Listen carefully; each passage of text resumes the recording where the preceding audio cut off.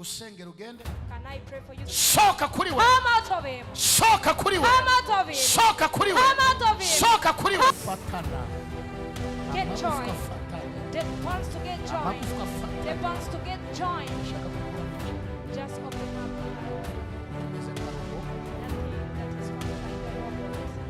Iruka. Run. Iruka. Run. Iruka. Run. Garukano, garukano. Garukano.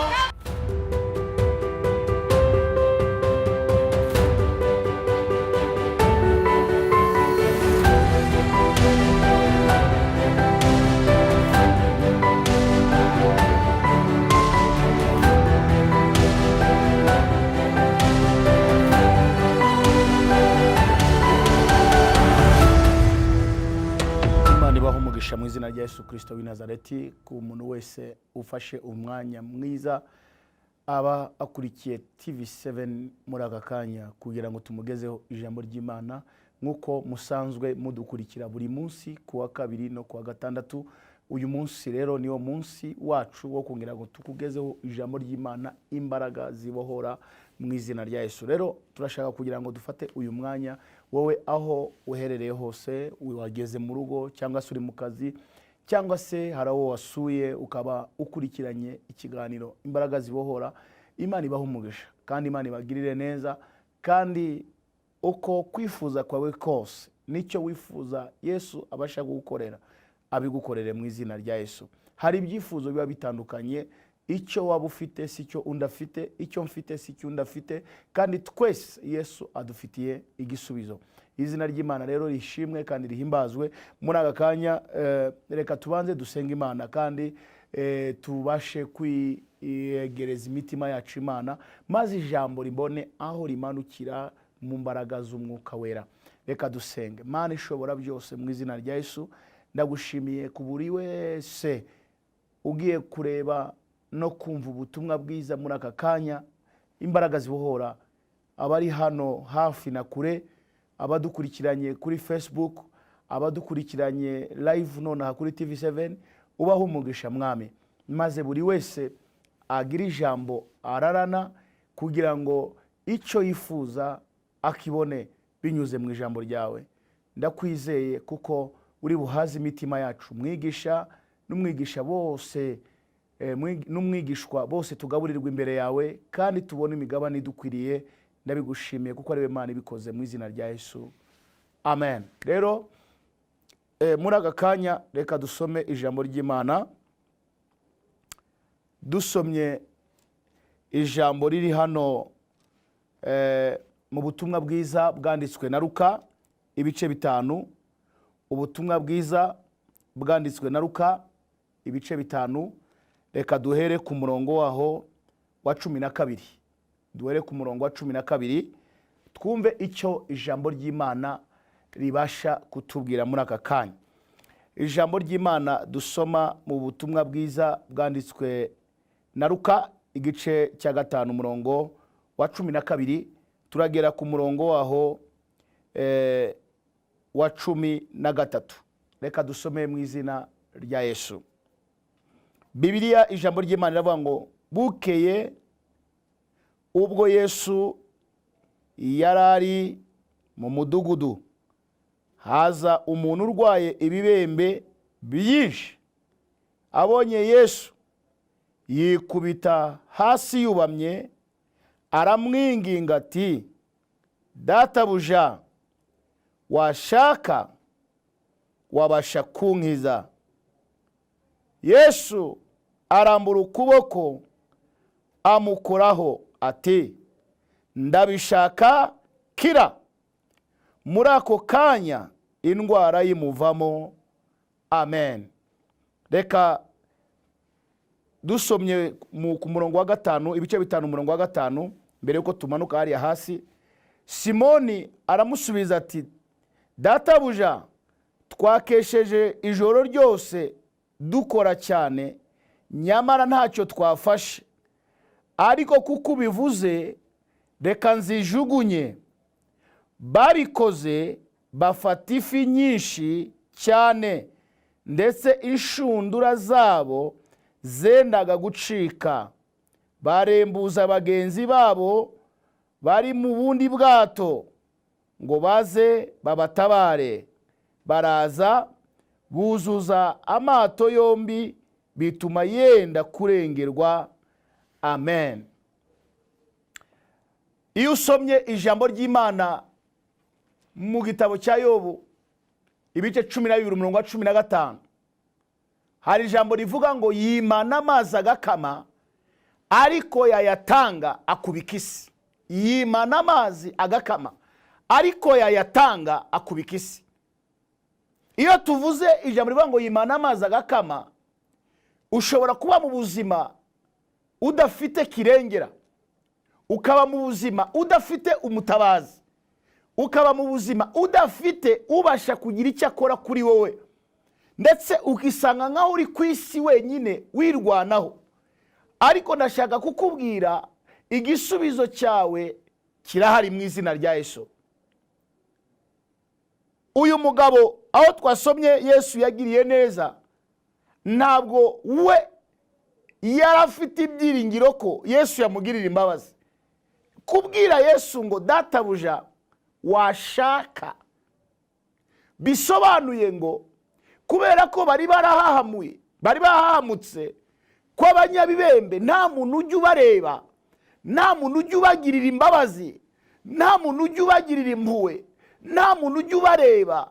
Niyo mpamvu yakoresheje iyi mvugo washaka, bisobanuye ngo yarazi ko yamera nk'abandi batashatse kumureba, batashatse kumwitaho, batashatse kumukoraho. Nawe abwira Yesu iyo mvugo kuko yabuze icyo yavuga. Aravuga ngo databuja washaka wabasha kunkiza. Bisobanuye ngo ntabwo yarazi ko Yesu yabishaka, ntabwo yarazi ko Yesu yamufasha, ntabwo yarazi ko Yesu yamutabara. Ndashaka kukubwira, utekereza ko yagutabara nanakwirengagiza, hari Yesu mutabazi, hari Yesu murengeze, hari Yesu utirengagiza umuntu uko yaba ameze kose. Waba ugeze mu buzima bubi cyangwa ugeze mu buzima bugoye, ujye utabaza Yesu umubwire ngo ngeze habi, nta wundi mutabazi mfite atari wowe, nta wundi mugisha mfite atari wowe, ni wowe mutabazi wanjye. Hano data na uhari, mama na uhari, umugisha so atagusabiye, umugisha mama wawe atagusabiye. Iyo usabye Imana ngo mbumugisha Mana, ndengera, ntabara, Imana izagumugisha kandi Imana izagutabara. Izina ry'Imana rihimbazwe.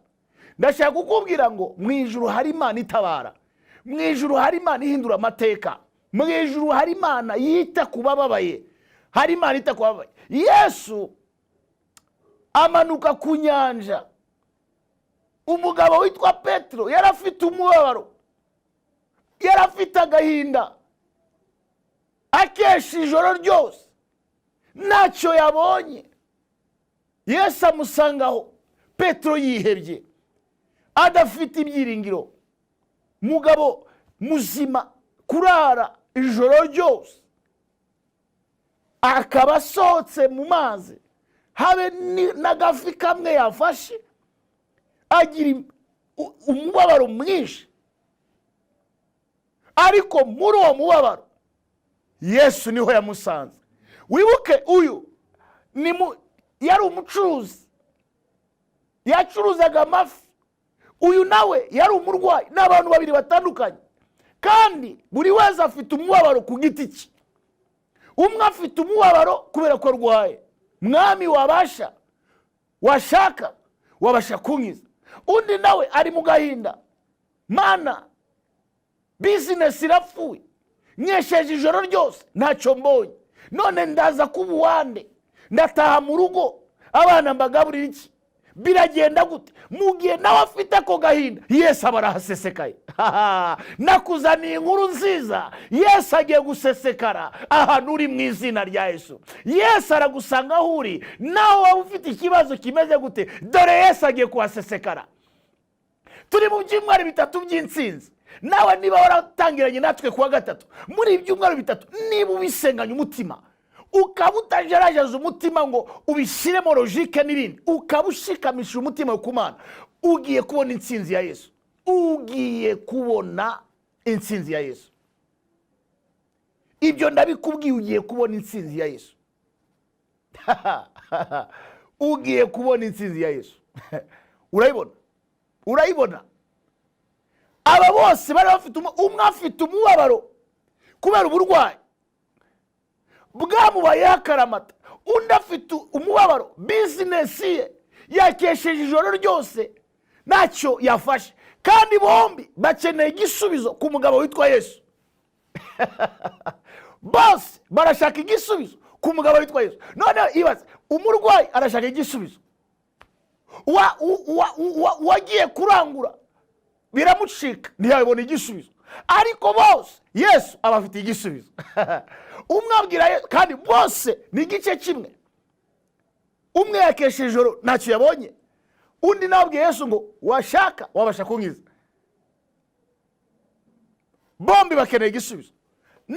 Hari abantu bangurikiye, hari urwaye akeneye igisubizo kuri Yesu, hari bizinesi ye yapfuye akeneye igisubizo kuri Yesu, hari n'ushaka ko Yesu amuha amanota meza nawe ushaka igisubizo, hari ufite akarengane akeneye igisubizo, hari urenganywa mu bantu akeneye igisubizo. Mwese nashaka kugira ngo maze nkubwire ukuntu Yesu afite igisubizo cya buri wese, kandi mu mwanya umwe. Mu mwanya umwe. Hari abahanga mu guca intege abandi, babwira abantu ngo ariko se urabona wese urumva Yesu yagusubiza nawe nuri akamusubiza. Ndakurahiye twese Yesu adufitiye igisubizo. Iri niyo jambo umwami yampaye kugira ngo niguhe umenye ko afite igisubizo mu izina ryande rya Yesu Kristo. Abakubwira ko adafite igisubizo bazarinda bapfa nta gisubizo babonye kuri we, ariko abazi ko afite igisubizo ububasha bwe n'ubushobozi bwe bubari hejuru, kandi bazaruhuka babona ukuboko kw'Imana gukomeye, kuko Yesu ni umutware kandi ni umugabo w'igihanganye ushobora byose mu izina ryande, mu izina rya Yesu. Ndashaka kugira ngo ngufashe muri aka kanya, kuko Yesu agufitiye umugambi mwiza. Umurwayi n'ufite bizinesi ye, bizinesi yapfuye ntiyagira icyo yakora, kuko nabaje kurangura bazanye amafaranga nta kintu bamuhaye, agahinda karamwishe. Uyu nawe yivuje mu badokiteri byaranze, yagiye ahantu hose bishoboka byaranze, agahinda karamwishe. Bose bafite agahinda, kandi bose niko bahuye n'uyu mugabo witwa Yesu at the same time.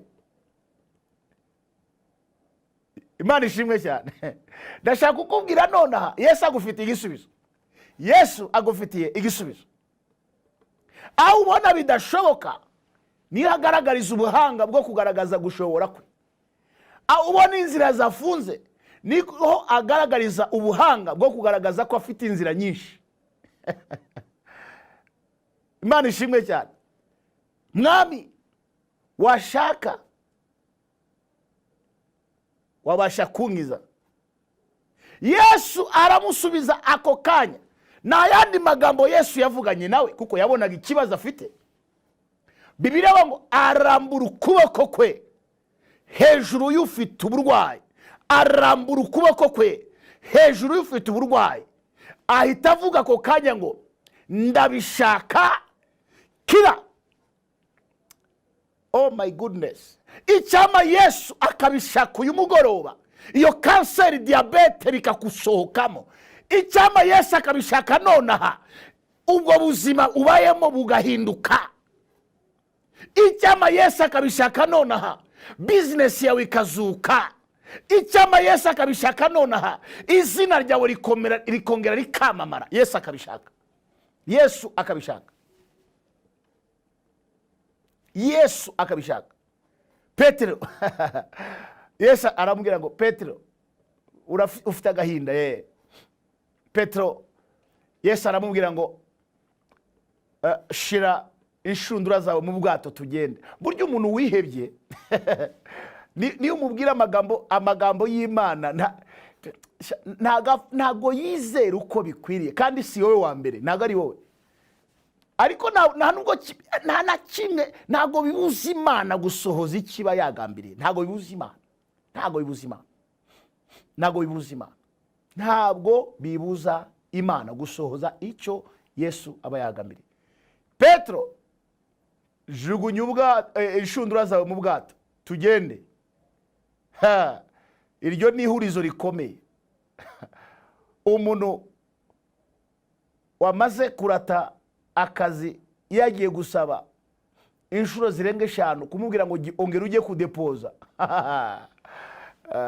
Ibuka kwa noteri ukuntu yanotifishije diplome inshuro 6, ukuntu kwanza no kuzinotifiyara amafaranga arabyibuka. Ukumva rwose ni ihurizo. Ariko reka nkubwire, notifisha kuko nawe ugiye kubona fishingi. Ni Imana itanga fishi, ni Imana itanga ubuzima. Ifi ni ijambo risobanuye ubuzima, kuko Yesu yabwiye Petro ngo nza kugira umurobyi w'abantu. Ifi ni ijambo ry'ubuzima. Niba aka kanya Yesu ataretse Petro ngo aherane n'ikibazo, ahere mu bwigunge, ahere mu bibazo, ni gute wowe Yesu yakurekera mu bibazo? Ni gute wowe Yesu yakurekera mu bwigunge? Ni gute wowe Yesu yakurekera muri ibyo bibazo urimo?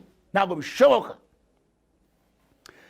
Uyu mugoroba nkuzaniye ibyiciro bibiri.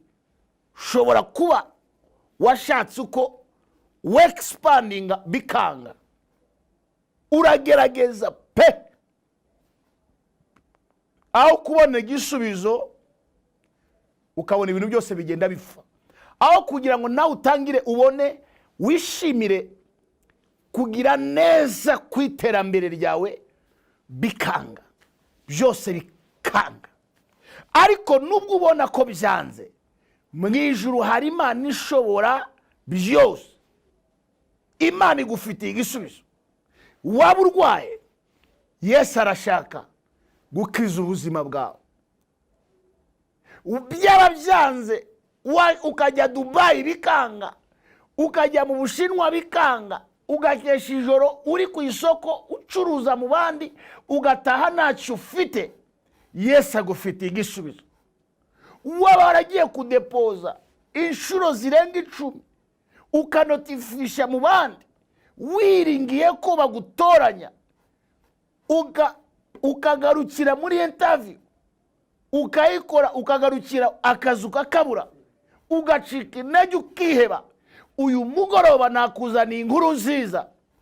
Yesu arabishaka, arashaka ko unezerwa nawe, wenjoyinga diplome ya ukabona ko utayiboneye ubusa. Yesu arashaka ko wenjoyinga ubuzima bwawe nawe ukabona ko koko hari Imana igukoreye. Umubiri wawe ukagaruka, ubuzima bwawe bukagira icyerekezo, Imana ikagira icyo ikora ku buzima bwawe. Yesu arabishaka. Naje kukubwira ngo Yesu arabishaka. Yesu arabishaka. Ushobora kuba uryamye ufite umuvandimwe urwaye, none se Yesu arabishaka ko akira kanseri? Arabishaka. Upfa kubira ijambo urimo kurifata mu kwizera, kandi ukizera ko Imana ari Imana ishobora byose, kuko nta wundi natumweho ni wowe. Yesu arabishaka ko amadeni arangira, arabishaka. Yesu arabishaka ko abana banjye be kongera kurindagira bene aka kageni, Yesu arabishaka. Wigira ikibazo, kuko uko Umwuka Wera avugana nanjye ngo nkubwire, niko Imana ishaka guhindura amateka y'ubuzima bwawe ndetse n'ay'umuryango wawe. Yesu arabishaka. Ntabwo Imana inezezwa n'ubwigunge, kandi mu bwigunge niho nkubwiye ko Imana yasanze Petro. Nanjye nagutumweho muri uwo mubabaro abandi batabona, muri ako gahinda isi itareba, muri ako gahinda uwo bana mu nzu atazi, muri ako gahinda abo muvukana batazi. Aho niho Yesu nawe agiye guhaguruka. Niba Yesu yasanze umubabaro, umama afite umubabaro, abana barwaye, ubuzima byanze, Satani yateze imitego hirya no hino, ariko Yesu w'i Nazareti agenderera umubabaro wo mu mutima we awukuramo amushyira mu munezero. Nawe washima mu bandi ejo wakira uwo mugongo wabaye karande, wakira muri ayo magufwa. Imana yagukorera surprise uyu mugoroba ukarara neza. Tegura amazi nze kuyasengera. Muri ayo mazi harimo igitangaza cyinjiramo. Yesu arabohora ubuzima bwawe. Ndi hano kukubwira ngo Yesu arabishaka. Yesu abwira Petero, humura, wigira ikibazo, wigira ikibazo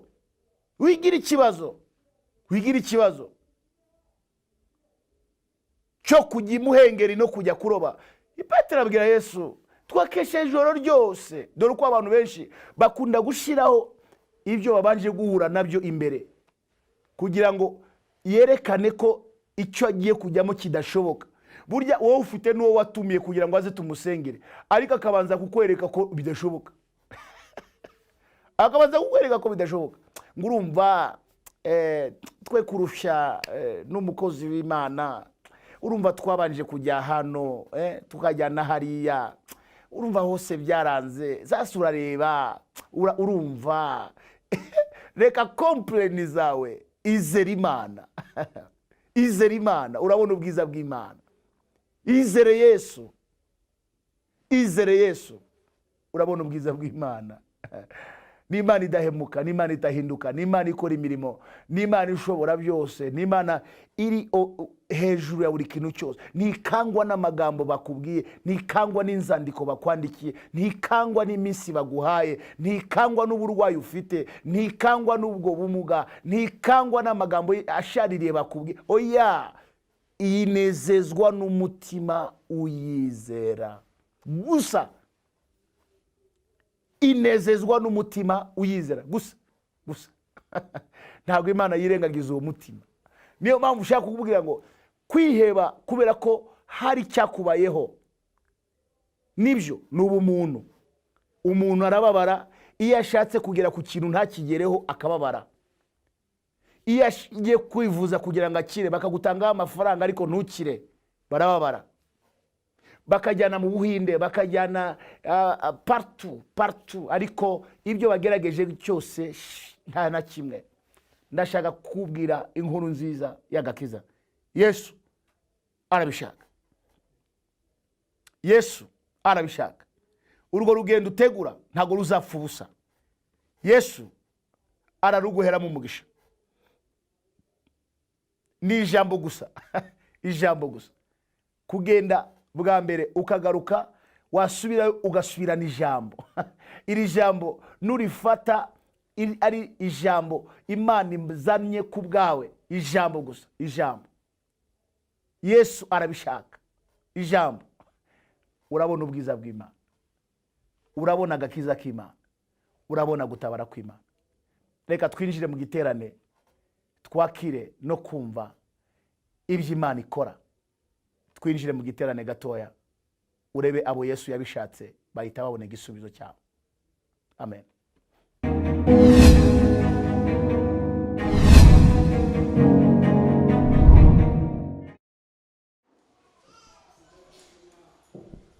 Nje gushima Imana ibyo yakoze. Muri 2017 naho ikibazo gikomeye, ubwo nari mvuye ku kazi nk'abandi, nkura na gisi gikomeye yari igiye guhita ubuzima bwanjye. Nagiye mu bitaro, mara igihe kinini, inshuti zose zishiraho, abavandimwe bashiraho, amafaranga yose nari mfite ashiraho, ariko nizera ko ari Imana itabara.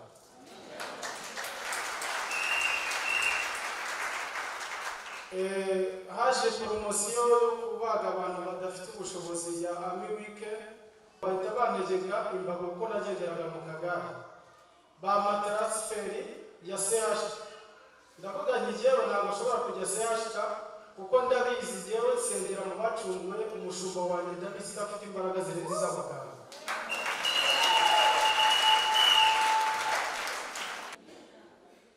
Jyewe nabwiye dogiteri, ndamubwira nti jyewe andika ibyo wandika usezerera ibitaro ko nabirambiwe, amezi 3 ni menshi, jye ntitahire ibyo nzakora ndabizi. basezeye ari kuwa mbere numva byatinze kugira ngo habe kuwa gatatu nze hano. Naje hano umushumba aragerageza ibyo amakosa byari bikomeye, arampagurutsa birakunda, arambwira ati guhera aka kanya ibibazo byose wari ufite birarangira cyane. Mujye mwitondera ibintu avuga, abari mu mbaraga zikomeye z'Imana. Nasohotsemo hano ntashye mpura n'abantu benshi bangendaho b'abanyamakuru bambaza se bigenze bite. Ndabaga ati jye nakize imbago urazitaho kurize uragiye. Ndabaga ati nizere. Ndakomeza ndavuga nti jye ndakomeza niringira Imana y'umushumba wanjye nzi ko izankiza. Nyuma y'iminsi itarenze ingahe nakomeje kwizera, imbago narazitaye ubu naje hano ntazo mfite.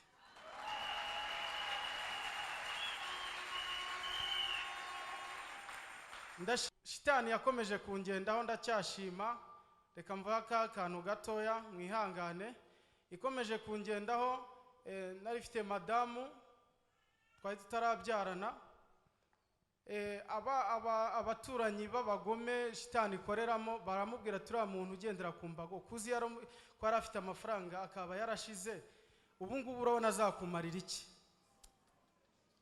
Ku itariki 23 z'uku kwezi haburaga iminsi 2 ngo Noheli ibe, naratashye mvuye gusenga asanga ibintu byose yabipakiye.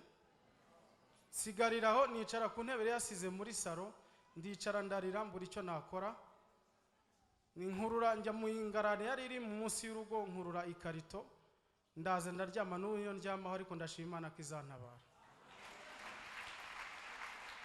Habangira ngo Bishop asengere kuva nakize n'Imana izankoresha ibikomeye mbashe no gukora, asengere mbone igishoro, mbone matera yo kuryama, ndebe n'icyo narya kuko ubuzima buranze. Nankoza ibiganza byose birashoboka, ndabyizeye. Wino hano. Come closer. Bari abigaga inama ya business ejo bari he? Ni bande? Bari he? Those who were consulted by the business meeting. Abandi mama Gitego ari he? Abo mwari kumwe mu nama ya business mwigira abantu imishinga yo kubatera inkunga. The one nawo mumwandike. Write this man also, he must be the first one. Mushire nawe azana umushinga wiwe mubo bagomba gutera inkunga nawe akazamuka, nawe mumushire mu mubare wabo bantu. Put him among the people who need to bring their project, then they start business. Put him. Nyuma y'iteraniro sigare. After service, stay here. Akwandike kandi kuva uyu munsi uko ugenda mu rugo no kugaruka bajye baguhitike yo kuza gusenga. You may go and she writes you the way you go at home and you come back here. Mu gihe cyose utaratangira ku kazi, all the time you yet start the job. Materi guranga? How much does a mattress cost? Iyo yantwari nayo nayiguze 60. 60,000.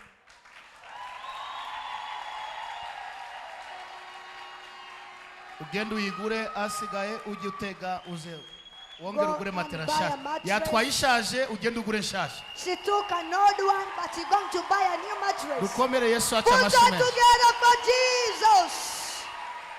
Haguruka ukoze Satani isono mubwire ngo Stand up aramwaye. and you are same, Satan saying that you are same. Icarira abazimu bose. Say to our demons. Rera Imana icyubahiro. Give glory to our God.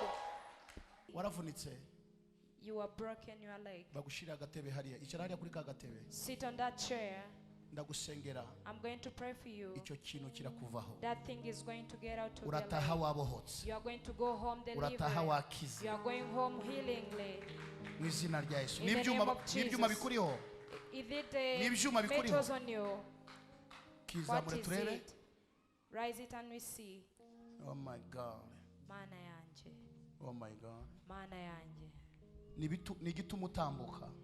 This is something that helps you to walk. It helps him to walk. Ngusengera ugende. Can I pray for you so that you can walk on your Usengera own utam. leg? Can I pray for you? Hallelujah. Hallelujah. Mu izina In ryande. the name of Jesus. Nicyo gituma atambuka. This is the reason why he Zanira ayo walks. mavuta hano. Bring me my anointing Muhereze umuriro utuma so atambuka. that I can give him the fire to make him walk. vuga ngo hari Yesu w'i Say Nazareti there is Jesus of Nazareth.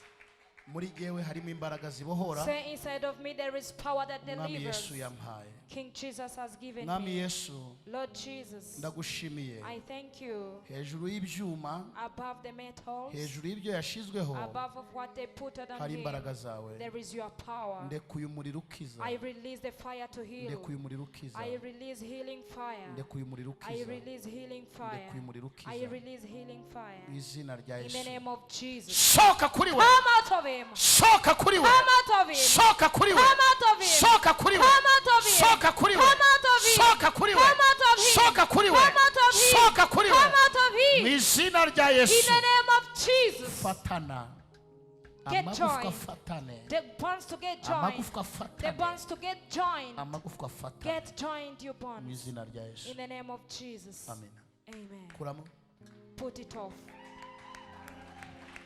oya reka inkweto Leave out your shoes. ndashaka kukuramo iki Just open up kimeze nka robo that thing that is formed like a robot. Yesu abiri hejuru byose Jesus is above all. komera Yesu amashyi menshi Give applause to Jesus.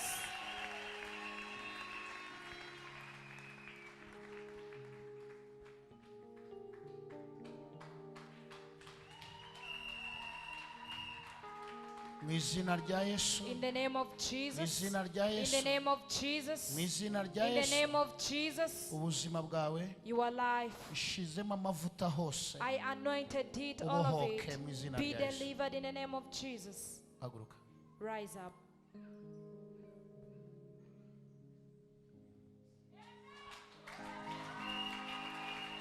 Walk. Hallelujah. Woo!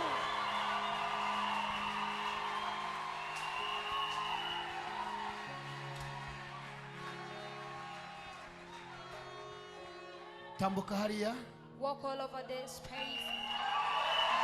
Amen.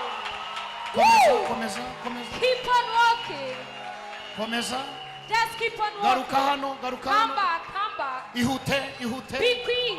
ihute Be quick. ihute Be quick. ihute Be quick. ihute Be subira quick. hariya Get back there. iruka Run. iruka Run. iruka Run. garuka hano garuka Come hano back here. garuka hano Come back here. ihute Come back.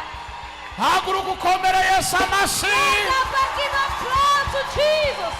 hejuru y'imbaraga z'ubumuga hari imbaraga z'Imana Above the lamb of power there is hejuru y'imbaraga z'ubumuga haguruka usimbuka uvuga ngo nijye utahiwe Stand up and say, I'm the name. hey Hey.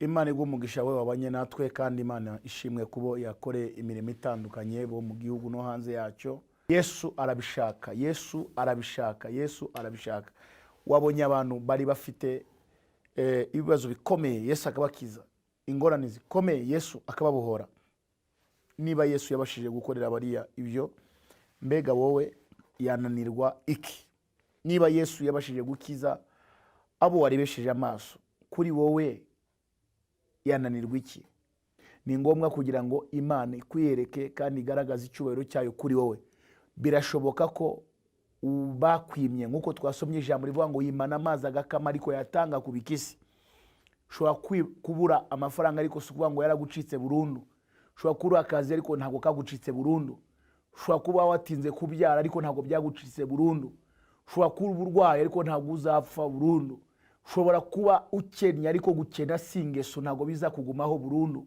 Imana irabishaka Yesu arabishaka akeneye guhindura amateka y'ubuzima bwawe niyo mpamvu ugiye gusengera amazi wowe icyo wavugaga Yesu arabishaka naho vuga gusa rimwe ayo mazi kuko Yesu abishaka abikimenyetso cyuko ninyasengera ukira umugongo ukira amavunane ukira uwo mutwe ujye uvuga ngo ntujye ukira ukire indwara uvuga ko idakira mu izina rya Yesu kuko Yesu yitwa umukiza w'indwara zose mukiza w'indwara zose reka dusenge Imana rero kandi ngusengere Mana ishobora byose mu izina rya Yesu ijambo ryawe rifite imbaraga rifite ubutware n'ubushobozi bwo gukiza no kubohora no gutanga amahoro ku muntu wese ubasha kuryumva.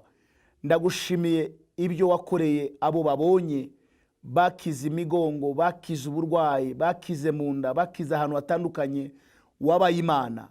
Ndagushimiye kubw'uyu waturebye uri mu gihugu no hanze yaco, harabari hanze, kandi uko tuzagenda tuvugana n'ubuzima bwabo tunabasengera, ujye uduhishura amazina yabo kugira ngo tubimenye, tubafashe kugira ngo nabo babone kugira neza kwawe Data. Ndasabira umugisha buri wese, ndasabira amahoro buri wese, ndasabira imbaraga buri wese kugira ngo babone umugisha wawe, babone imbaraga zawe, kuko nta wera nkawe, nta gitare kimeze nkawe. Buri wese waturebye umugisha.